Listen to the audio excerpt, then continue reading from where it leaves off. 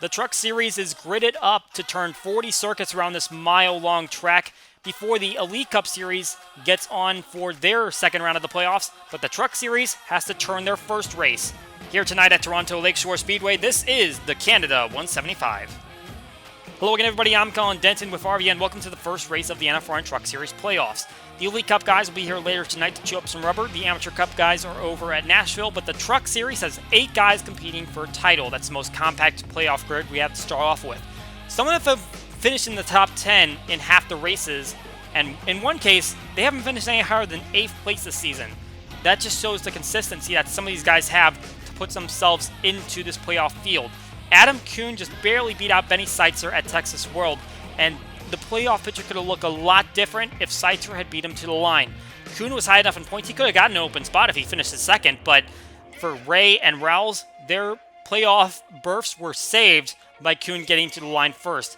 He was not able to do that at Columbia earlier this season, where Barry Watson took home the victory, and he is not in this playoff field. He did not finish top 25 in points, as is required. He's the only driver in this season across all 3 series not to make that mark. So he can go for a good finish, but he is not competing for a title tonight or for the rest of the season.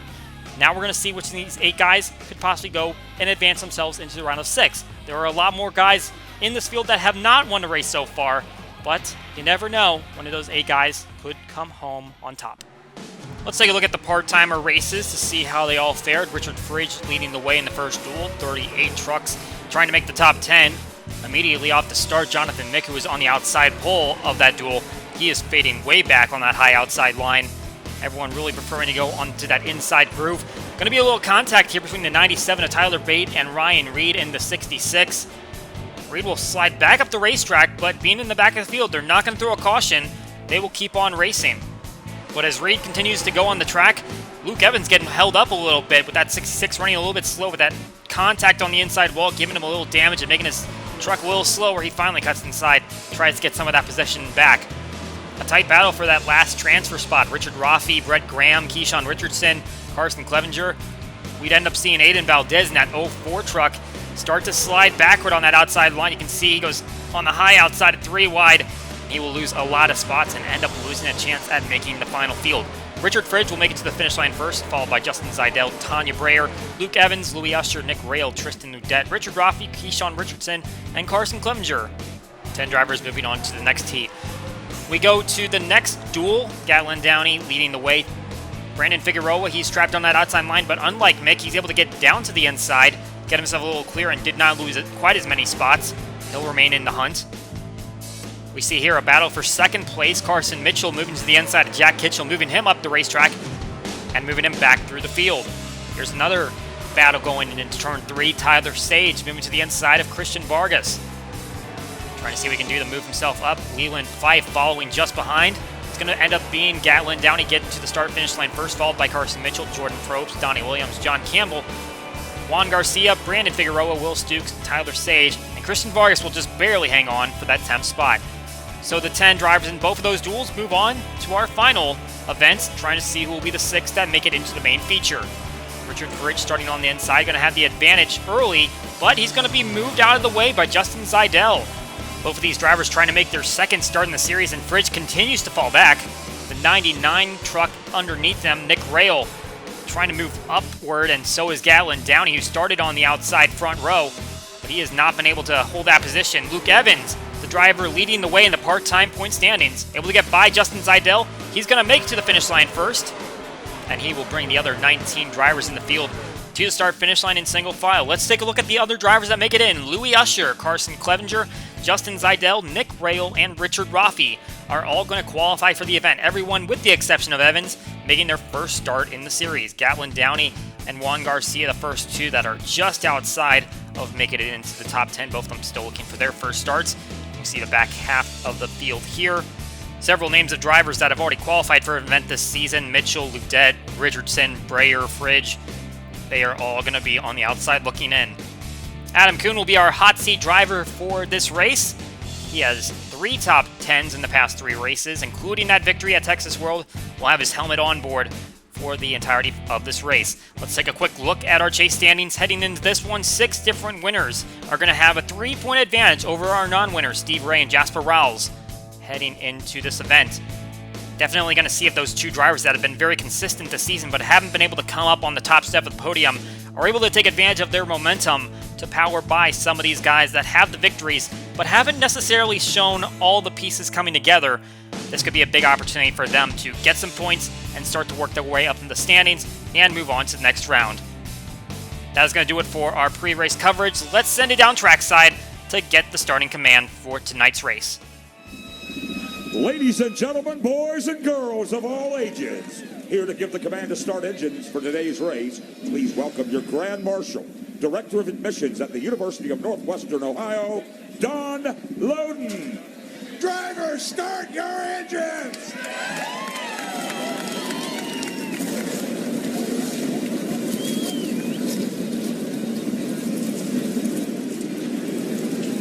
42 drivers set up to look for victory, 8 of them looking to get into the next round. Let's take a look at the full starting grid for tonight's race. Starting at the front, Jesse McConnell, the first driver outside the playoff cut line. He'll look for his first victory in this series in the 62 Spoji Chevrolet. On his outside, Canadian driver Carter Friesen looking for his first top 10 since Twin Ring. He'll start second in the 92 Light Post Digital Silverado. Lined up behind them, Derek Anderline, the runner-up at Pikes Peak, which might be the most similarly distanced to this racetrack, and Barry Watson, the lone driver to miss the playoffs after getting a victory. On row 3, James Smith, the borderline playoff contender all season but fell late, and Taylor the Pig got his first top 10 at Texas World. In row 4, we have Billy Thompson, who finished outside the top 30 4 times this season, looking for a good finish tonight, and Adam Coon, our most recent winner from Texas World, and our first playoff contender in the grid. Starting place number 9, Trevor Nix, last in full-time points this season, 3 top 30s to his name. Tyler Reed, another playoff contender, and the Zen Joltis winner. In row 6, we have 2 drivers who got their best finishes at Twin Ring, Robbie Bell, who got 7th, and Recency, who got 3rd. In the 13th spot, we've got Hunter Cox, who got his second top 10 of the season at Texas World, and Benny Seitzer, who came up 1 spot short of a playoff bid, finishing runner-up at Texas World. Stephen Carmona starts place number 15, just 2 spots better than his best finish on the season. Emerson Sims, to his outside, has a best finish of 19th at Trenton. Back in row 9, we have Jason Langley, whose back-to-back top 5s are his only top 20s on the season. Luke Evans, the lone part-time winner, making his 3rd start in a row. In row 10, Jasper Rowles, an open playoff contender who has a best finish of 8th this season, and Louis Usher, the highest qualifying of our 5 first-time starters. In row 11, 3 straight finishes of 35th or worse for Keith Young. He'll try to break that streak today, and Essentia has 2 top 20s in a row. Starting 23rd, Justin Lisenby, who has no top 20s in the past 5 races. Kevin Knight, 3 straight finishes of 30th or worse after starting the season with 3 top 20s. In row 13, Josh McCoy, 4 top 10s on the season, still trying to crack a top 5, and Steve Ray, our other open playoff contender. In row 14, we have Carson Clevenger making his first start in his 5th attempt, and Mike Simpson, 2 top 10s in a row for the 1 seed in the playoffs. In row 15, Dylan Lexton, 2 top 5s at the Super Speedways. Clay McComb, one of our playoff contenders, 3 top 5s at the Intermediates and Short Tracks, which might be a little better suited for Toronto Lakeshore. In row 16, Jim Fowler, a best finish of 12th besides his victory, trying to see if he can crack another top 10. Daniel Voiles, 3 top 10s over the past 4 races. Roger Ray got a season-best 3rd at Texas World. He starts inside row 17. To his outside is Nick Rail, the most veteran among the first-time starters, been attempting since race number 2. Another first-time starter behind him, Richard Roffey. On his outside, Ryan Parasing, 6 top 20s, including 4 in a row. Ross Kispin starts row 19 off, 3 top 10s this season for him. Dalton Wise, a playoff contender, the last in the field, finished no lower than 31st this season. In row 20, Aaron Dumati is going to have to come deep in the field to seek out his first top 10. Justin Zidell, his first race in 6 attempts. And deep in the field, Moses Osborne got a top 10 at Oswego, and Andy Quinn has only peaked at 10th place this season at Twin Ring. Plenty of drivers seeking out a victory here tonight at our first mile-long track, including our 8 playoff drivers. Their NFRN X in-car streams are now live. You can go check out the NFRN X channel. Find your favorite driver, follow along with them as they go for a victory here tonight at Toronto Lakeshore. Pace truck pulls off. 42 trucks on the front stretch. Green flag flies for the first playoff race of the NFRN Truck Series.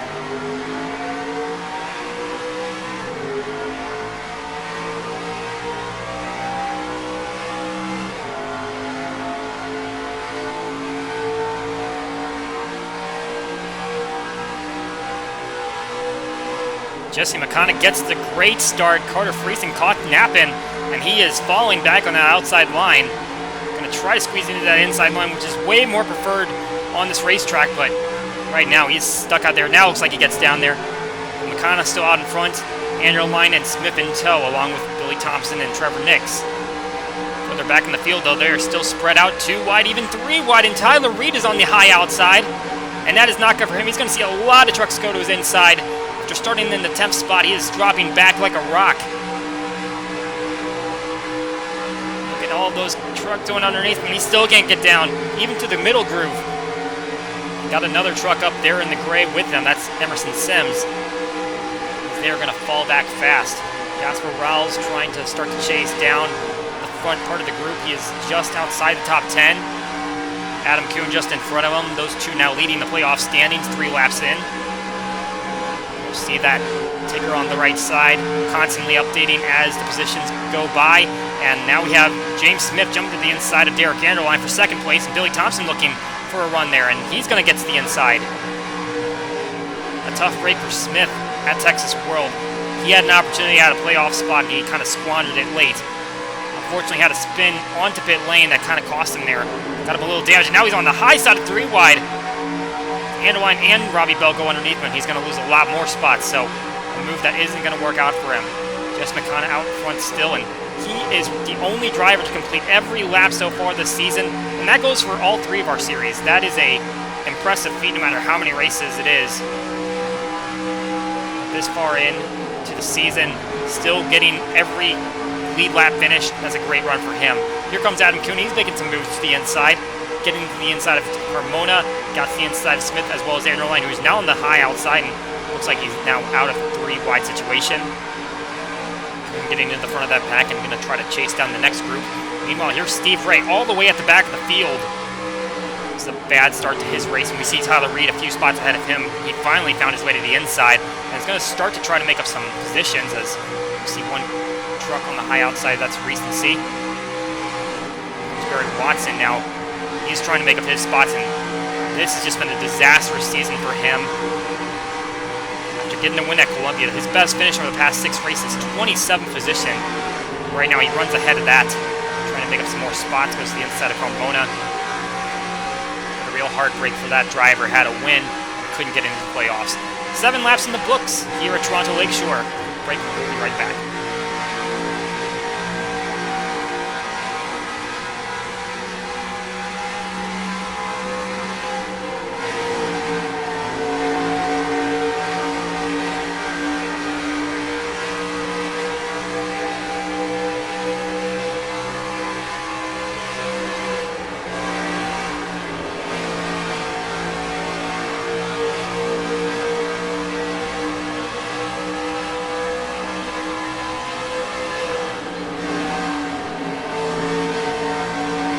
Be a part of the NFRN, you have your opportunity to join this series for the final 5 races of the season before we hit season 3.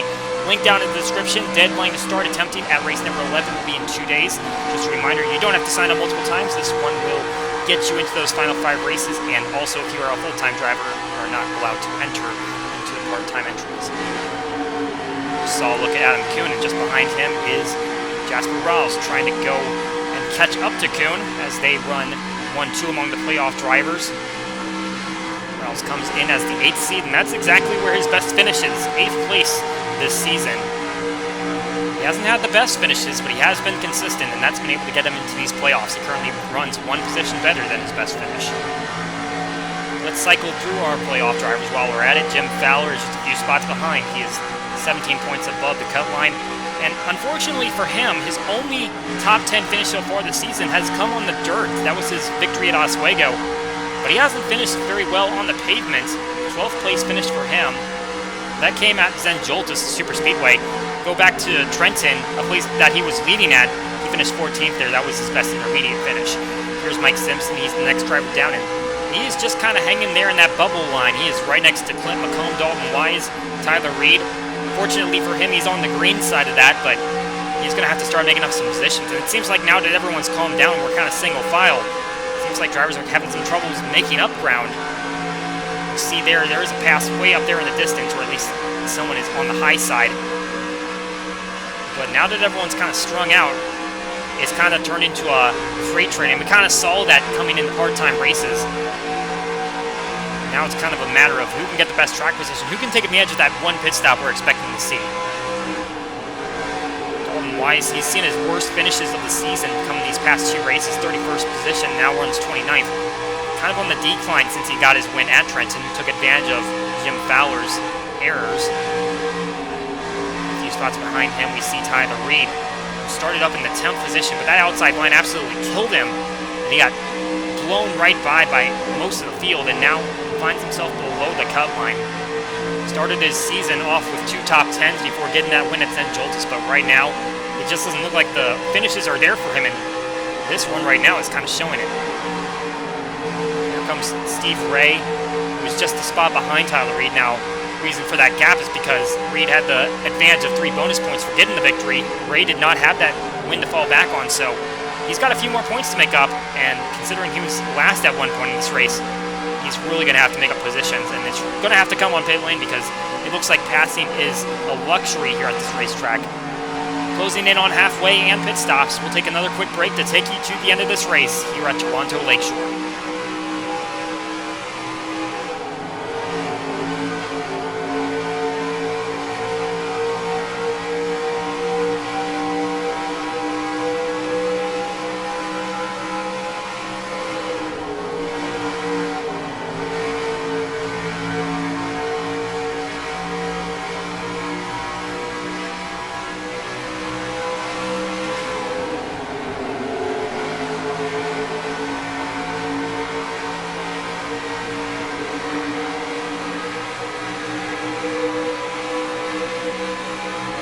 Has led this way from the start.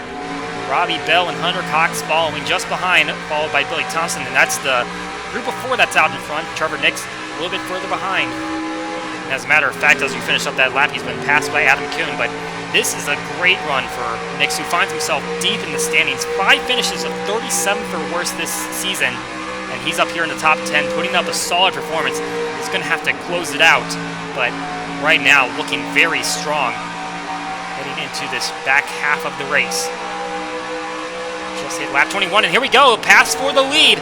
Robbie Bell diving to the inside to Jesse McConna, and he's going to have it clear. Thompson cannot take advantage at the same time, and McConna's going to be able to get back into that inside line. Now Hunter Cox has the disadvantage. Thompson can go underneath him, and maybe Adam Coon slides in here for 4th place. The move made for the lead. McConna now runs 2nd. Looking a little deeper in our field, let's take a look at Carson Clevenger running that 82 machine, and he is just outside the top 10, but not bad for a first-time starter, and we have 5 of those in this field today. Luke Evans, the lone exception. Here we go. Pass for the inside.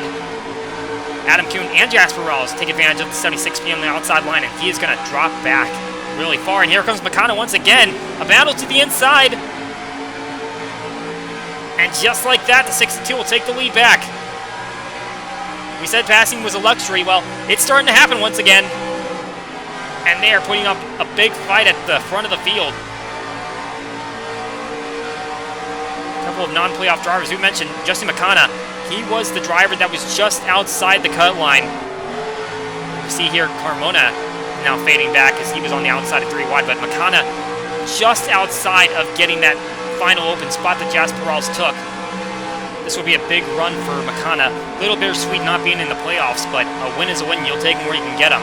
We see here Benny Seitzer, who finished 2nd place at Texas World. He could have gotten the spot that Adam Coon ended up taking, even though Coon had a high probability of making it even on points. But Seitzer now finds himself deep in this field, so even if he had gotten in, he'd be well in the deep end as he slides to the back of the field. We see here now Billy Thompson moving to the inside of Robbie Bell, going for 2nd place.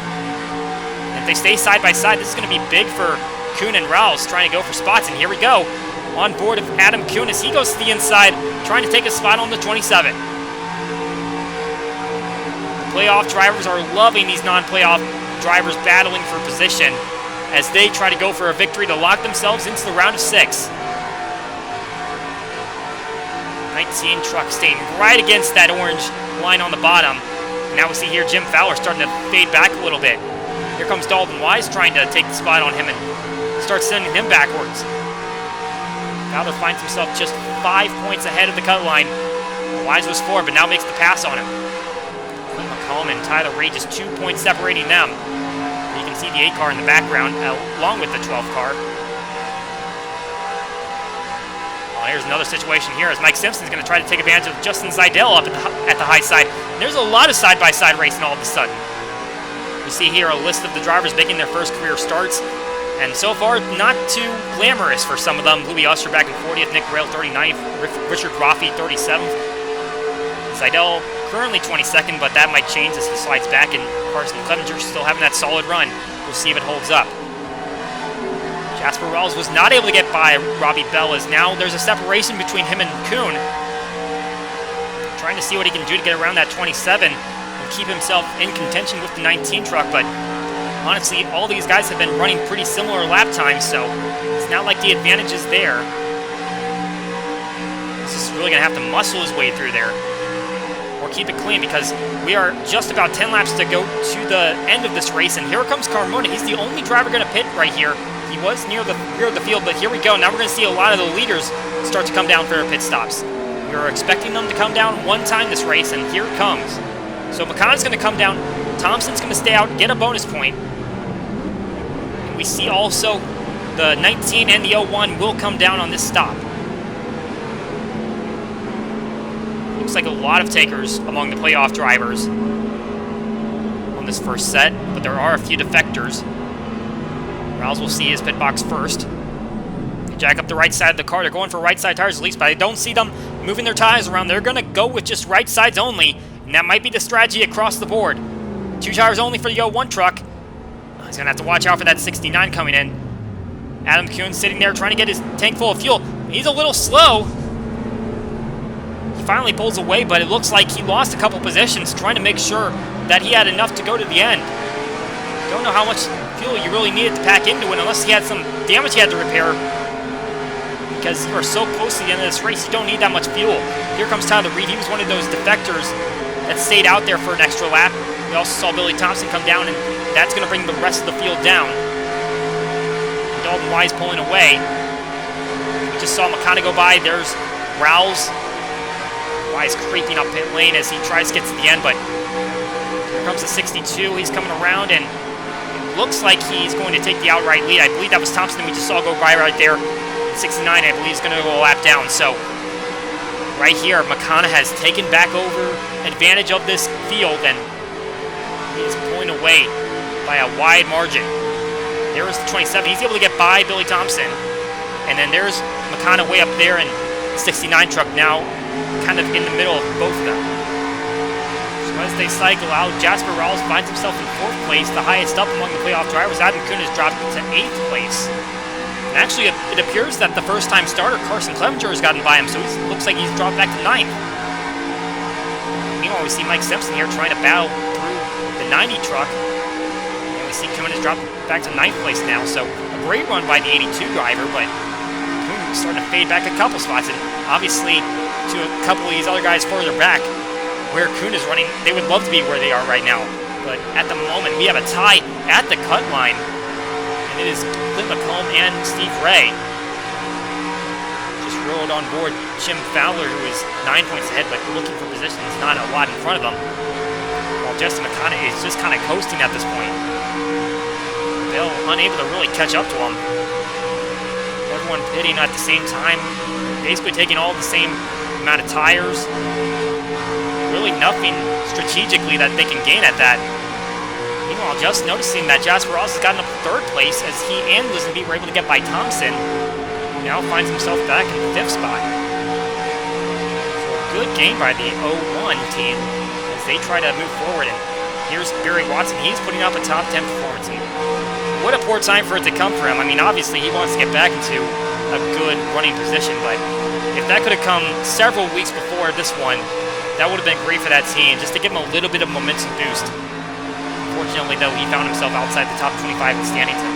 He's unable to compete for a championship this season. We'll see what his future holds. Right now, just going for those good finishes, and he's being pressured from behind by Clevenger. We'll see if he's able to hold him off. Here with McConnell. continuing to hold the lead. Got the lapped car of recency behind them. Here comes Justin Lisenby. He's making a move to the inside of Jasper Rawls for third place, so Rawls will drop back one spot. Try to duck back in the line. Make sure that Thompson doesn't close in and try to get back around the 31 truck while Bell kind of lingers up there. Here comes Coon. He's trying to make a move to the inside of Watson. It looks like Clevenger's gotten by for 7th place. 2 laps to go, and Coon seeing if he can get one more spot, try to close that gap just a little bit more on Rawls to hold the top spot in the standings. Right now, it's all the 62 truck out in front. Lost the lead a little bit earlier on, just before the pit stops, but got it back as he hits the white flag lap. Started the season off with a 4th place run at Columbia. Got a runner-up at our lone road course at Mayville. A few top 20s sprinkled in there, but has not seen a ton of success at the intermediate ovals. But despite a lapped truck at his back and not making the playoffs, he is still going to have a good night tonight with his team, claiming a victory here tonight at Toronto Lakeshore.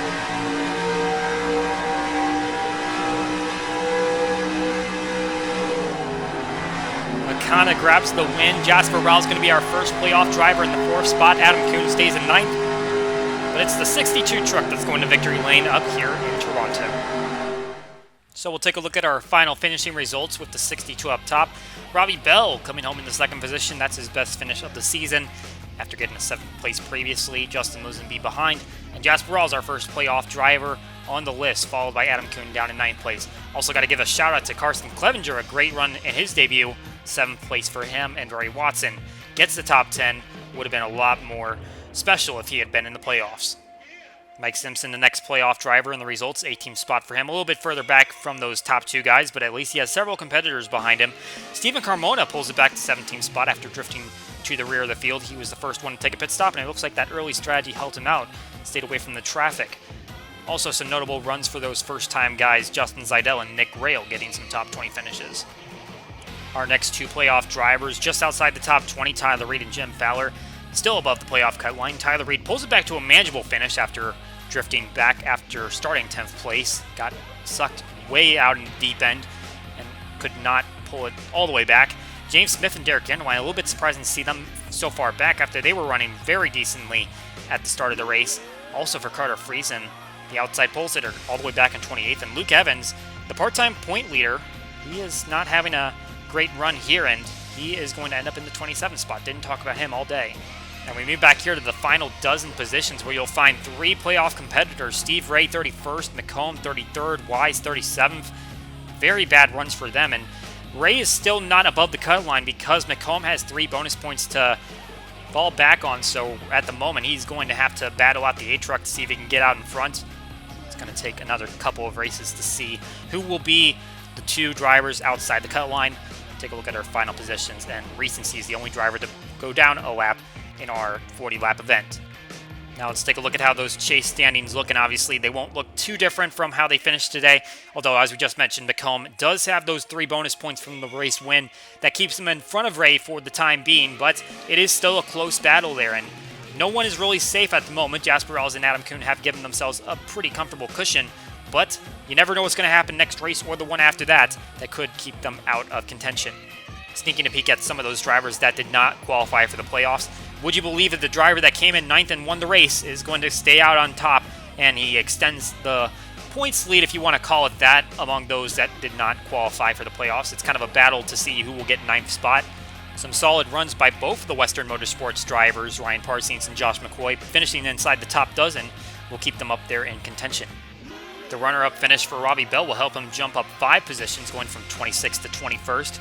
And you also see the top 10 run that Barry Watson got him, put him inside the top 25. Unfortunately, just came 1 race too late. And in the bottom part of these full-timer standings, Justin Lisenby's top 5 day is able to pull him away from 3rd to last place in standings, while Trevor Nix is able to get out of the full-on last spot.